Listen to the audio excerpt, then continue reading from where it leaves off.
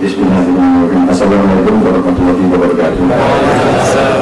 Bapak-bapak dan ibu sekalian, adik-adik sekalian, terutama kawan-kawan yang saya hormati, saya begitu masuk saya lihat begitu banyak kawan-kawan saya di sini. Jadi saya merasa bahagia sekali pada malam hari ini.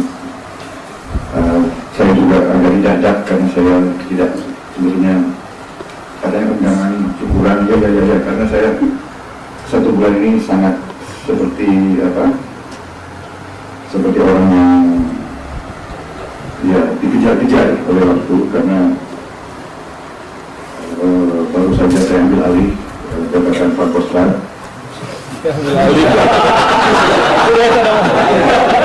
Sudah itu dong mas.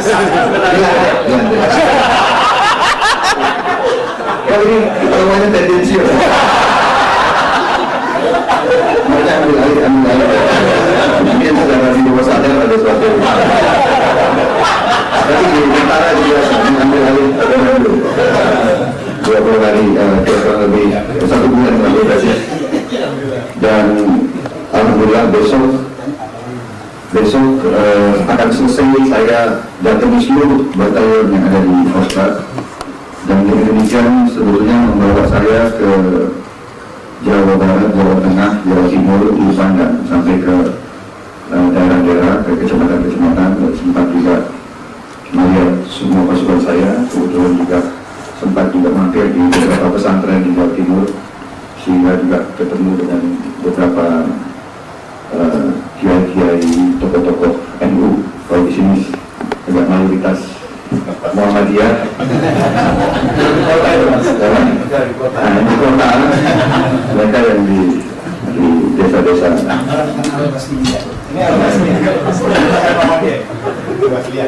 Saya tidak banyak akan bicara, tapi saya berterima kasih sekali atas penghormatan yang diberikan kepada diri saya, dan saya juga kepada Pak Mukti, saya kira juga kepada Edi Budianto dan Pak Aditya Warman. Perhatian yang begitu besar, rasa solidaritas, rasa ikut bersyukur. Tapi saya juga ingin sampaikan pada hadirin sekalian, kita mohon bersyukur atas segala nikmat dari Tuhan yang Maha Besar, dari Allah Subhanahu Wa Taala. Namun saya ingin secara jujur menyampaikan, memang waktu saya masih agak muda gitu, beberapa tahun lalu, menggebu-gebu sebagai seorang prajurit, saya kira wajar setiap manusia dalam suatu karya. Saya sangat menggebu-gebu, saya sangat idealis waktu itu, ingin menjadi seorang perwira, pemimpin militer yang baik untuk bangsa dan negara. Jadi memang menggebu-gebu berbuat dan memang mempunyai sasaran, mengejar, ingin menjadi panglima, ingin menjadi panglima tentara, ingin menjadi jenderal. Saya kira cita-cita saya dari sejak muda. Saya kira para kapten, para mayor, para letnan punya cita-cita yang seperti itu. Tetapi semakin tinggi saya naik, semakin saya mengalami perjalanan hidup sebagai perwira dan pemimpin tentara, semakin saya merasakan bahwa pemimpin itu berat. Setiap saya menjabat komandan, terutama mulai komandan batalion, kita di tentara ada suatu tradisi, kita menerima bendera. Menerima bendera itu, kalau batalion namanya tunggul, kalau brigade namanya cuaca, kalau komando utama seperti Kodam atau Kopassus atau Kostrad itu namanya pataka.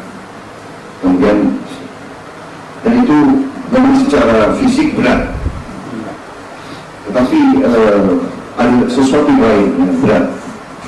Begitu kita terima bendera, itu tandanya dalam tradisi militer, itu tandanya pada saat itu, detik itu Anda sudah memikul seluruh tanggung jawab di kesatuan itu. Jadi di satu pihak kita bangga pada kepercayaan yang diberikan atas wewenang dan kekuasaan yang kita diberikan. Kita bilang juga kita merasakan benar masalah tanggung jawab. Dan semakin naik semakin berat saya rasakan. Dan kita punya suatu falsafah di militer antara suatu adagium, suatu hukum tidak tertulis yang bunyinya adalah seorang komandan bertanggung jawab atas segala yang dibuat oleh anak buahnya dan atas segala yang tidak dibuat oleh anak buahnya. A commander is responsible for everything that his man does or fails to do. Jadi semua yang dibuat atau tidak dibuat oleh anak buahnya itu tanggung jawab komandan. Demikian beratnya tuntutan, sehingga banyak privilege yang diberikan seorang komandan, diberi hak pakai tongkat, ada ajudan, pintu dibuka, segala. Tetapi itu tanggung jawab, sehingga semakin tinggi sama masa semakin berat. Jadi pada saat kita mengharapkan dan kita diberikan oleh Yang Maha Kuasa, ternyata diberikannya itu sebetulnya juga sesuatu yang kita rasakan, suatu beban. Sehingga waktu saya naik dari bintang 1, saya mau masuk ke ruangan kerja saya, hati saya sebetulnya dak-dik-duk. Saya masuk ruangan komandan jenderal. Saya duduk di meja itu, saya merasakan, ya Tuhan, berilah kepada saya kekuatan. Apakah saya mampu memimpin pasukan ini dengan baik, dengan sebaik-baiknya? Jadi ada kekuatan. Dan 1 bulan setelah saya menjabat, langsung terjadi suatu peristiwa yang sangat berat sebetulnya, yaitu penyanderaan di Irian. 1 bulan setelah saya menjabat, saya berangkat ke Irian, dan di situ saya juga merasa kok demikian berat ujian yang diberikan kepada saya, karena secara teknis keadaannya sangat sulit. Alat-alat Indonesia kurang, helikopter kita kurang, kita tidak punya alat-alat untuk bisa menembus penginderaan di bawah pohon-pohon yang 40 meter tingginya dan sebagainya dan sebagainya.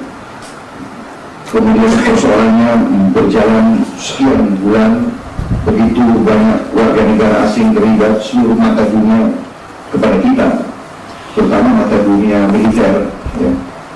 Di situ dipertaruhkan kehormatan pasukan khusus, kehormatan TNI dan kehormatan itu bangsa Indonesia. Dan saya merasakan saya di situ bertanggung jawab penuh, dan terjadi korban.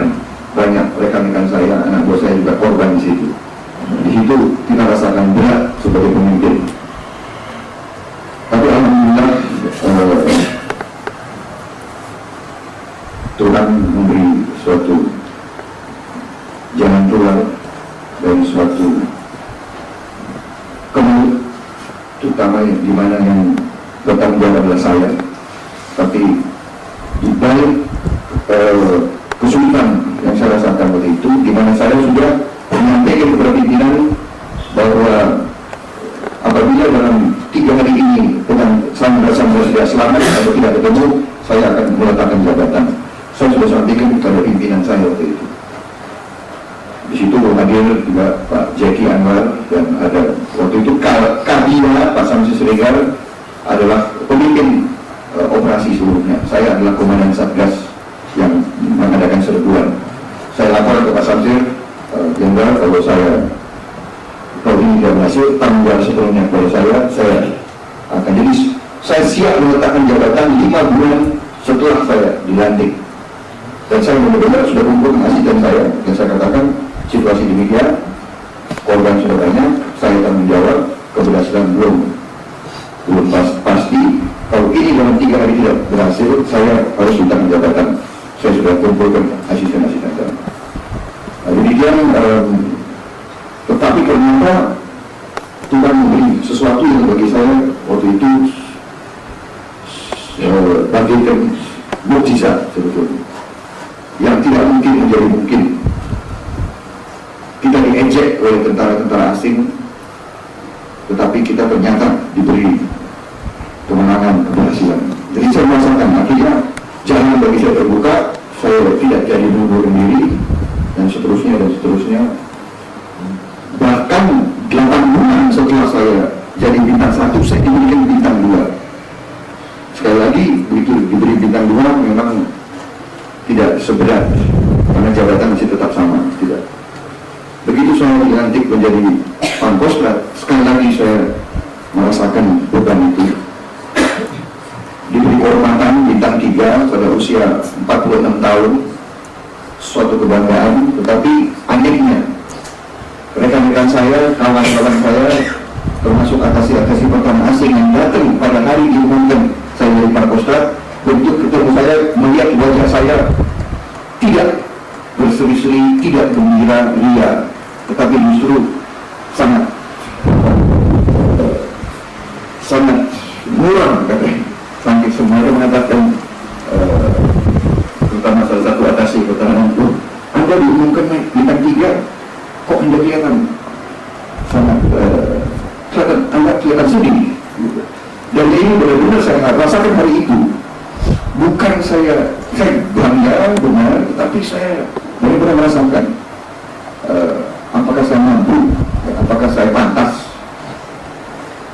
Begitu banyak senior-senior saya lewati, dan apakah ini macam-macam lah pikiran waktu itu. Dan memimpin Pangkostrat demikian. Tadinya saya memimpin 6.000 orang, sekarang saya bertanggung jawab atas 25.000 orang. Jadi karena ada beliau itu membuat saya merasakan bagaimana. Saya pikir saya habis ngurus THR-nya Kopassus Lebaran. Sekarang saya sudah berpikir bagaimana THR-nya Pangkostrat 25.000 pasukan. Bagaimana rumahnya, bagaimana sekolahnya anak-anak itu, lalu bagaimana itu. Jadi tidak ada sesuatu, saya tidak merasa waktu itu perlu untuk berpesta ria dan sebagainya. Saya benar-benar merasakan tanggung jawab. Belum lagi saya rasakan memang situasi bangsa kita dalam kondisi krisis moneter yang begitu berat, kondisi ekonomi kita dan sebagainya. Jadi itu saya jelaskan sedikit sikap mental saya, attitude saya, di mana saya berterima kasih dan diingatkan memang kita bersyukur. Tetapi ketahuilah bahwa kalau besok umpamanya besok ini saya tidak menjabat Pangkostrat, mungkin justru muka saya akan berseri-seri, sepertinya beban akan dilepas. Namun kembali lagi saya bicara kepada diri saya, Anda seorang putra bangsa, Anda seorang patriot, Anda tidak boleh takut, Anda tidak boleh pengecut. Ya, apa yang terjadi, terjadilah, hadapilah sebagai seorang kesatria, tanggung jawabmu, dan laksanakan tanggung jawabmu dengan sebaik-baiknya. Walaupun kadang-kadang keputusan kita ambil penuh risiko yang membawa dampak bisa positif dan bisa negatif. Saya kira itu yang ingin saya sampaikan pada kesempatan malam hari ini. Saya sangat terima kasih atas penghormatan kepada diri saya dan kehadiran kawan-kawan saya, dan saya yakin banyak kesibukan yang hadir di sini, tokoh-tokoh nasional saya kira yang hadir, yang sangat berperan dalam kehidupan bangsa kita. Ada yang dari bidang politik, bidang ekonomi, bidang akademis, bidang swasta, wira swasta, ada dari bermacam-macam bidang. Dari saya kira ini pun juga dirasakan oleh rekan-rekan saya, Pak Mukdi dan yang lain-lain tadi yang saya katakan. Saya juga ingin sampaikan kepada adik Wakil Piatu bahwa ada suatu cerita yang menarik. Saya ingin cerita ini kepada adik Wakil Piatu. Baru saja tahun lalu saya memimpin suatu kegiatan, suatu ekspedisi untuk mengibarkan bendera merah putih di puncak tertinggi dunia di Everest. Ini cita-cita kita sudah lama, tapi kita tidak punya uang, sehingga 10 tahun kita tertunda. Kita tersentuh karena kita dengar Malaysia akan mengibarkan pada tanggal 10 Mei 1997 yang lalu. Karena kita dengar Malaysia akan mengibarkan dan mereka sudah umumkan di radio dan sudah programnya sudah 3 tahun, kita terusik. Ya, saya sebagai putra bangsa, sebagai patriot, mungkin saudara, mungkin saya bisa dituduh ultra patriotik. Kenapa? Saya 10 tahun hampir tidak punya negara. Saya 10 tahun waktu umur 6 sampai 15 tahun saya berjalan-jalan di dunia, di beberapa negara sebagai political refugee. Jadi, dan saya sekolah di tengah-tengah orang kulit-kulit yang selalu mengejek melihat orang lain punya tidak punya. Jadi saya jangan masalah. Jadi saya kembali kepada cerita bahwa tahun 97 itu kita dengar Malaysia akan kibarkan bendera mereka, dan saya kumpulkan perwira-perwira saya tanyakan, apakah rela kita 200 juta bangsa Indonesia kita ketinggalan dengan Malaysia? Tidak, Pak. Bagaimana kita mampu atau tidak? Mampu, Pak. Benar, oke. Kalau Anda merasa mampu, marilah kita berbuat. Ya. Sebetulnya apa, dan saya diejek waktu itu juga oleh beberapa orang, ini adalah kegiatan emosional Prabowo. Tapi saya waktu itu merasa, ya, merah putih adalah lambang bangsa. Memang merah putih hanya kertas, hanya kain, ya. Tapi itu lambang bangsa kita. Dan Mahathir Muhammad juga merasakan, dan dia mengatakan semua bangsa-bangsa yang maju di dunia telah membuktikan ketangguhan warga negaranya dengan mengibarkan bendera mereka di puncak Everest.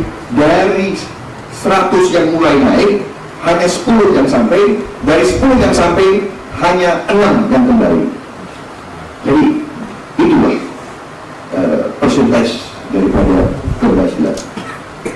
Di sekitar puncak Everest itu, makanya Everest dinamakan kuburan tertinggi di dunia, karena di puncak Everest begitu banyak jenazah-jenazah mayat-mayat di situ, dan dalam keadaan utuh karena suhunya.